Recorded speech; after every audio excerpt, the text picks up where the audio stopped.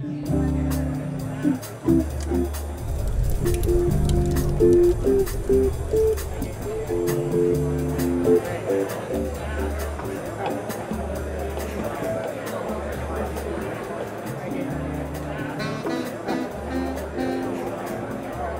at the Wine Business Monthly Bottle Bash, and I'm with Joshua Maloney, the winemaker for Milbrandt Vineyards from Washington, and we're going to taste some 2009 Traditions Merlot. Joshua, can you tell me a little bit about this wine? The Traditions Merlot is the entry-level price point for Milbrandt Vineyards. The 2009, of course, very, very ripe vintage.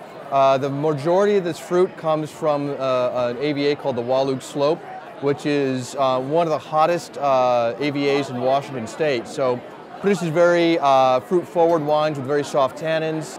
And in most parts of the world, the Cabernet is added to the Merlot in order to add structure to the Merlot. But Washington Merlots are unlike Merlots from anywhere else in the world. And our Merlot is actually quite densely structured to begin with lots of dark black fruit. The Cabernet is actually added to add roundness and more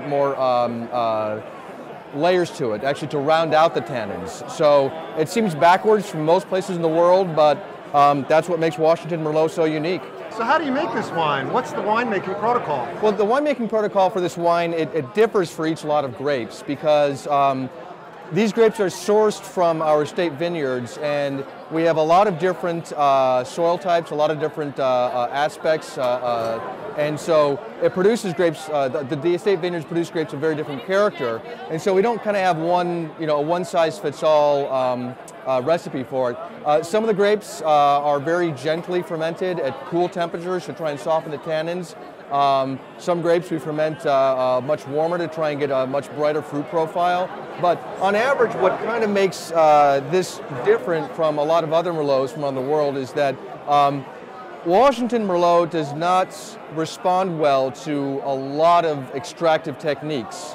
In other words, if we were to pump this over 3 or 4 times a day, leave it on the skins for 30 days, it would make a lovely drinking Merlot in about 15 years. This is only a couple years since the vintage, and I think it's drinking quite well right now. We have to do techniques to kind of get the best of the fruit, the best of the mid-palate extract, but not extract those harsh tannins. And that's one of the more critical aspects of making wine in Washington. You have a lot of vineyards up there. At last count, it's about 15. I do know that we have about 2,000 acres planted. Half of it's in the Wahluke Slope AVA, and the other half is in the Ancient Lakes AVA, which is much further north. It's much cooler. That's the AVA where most of our whites come from.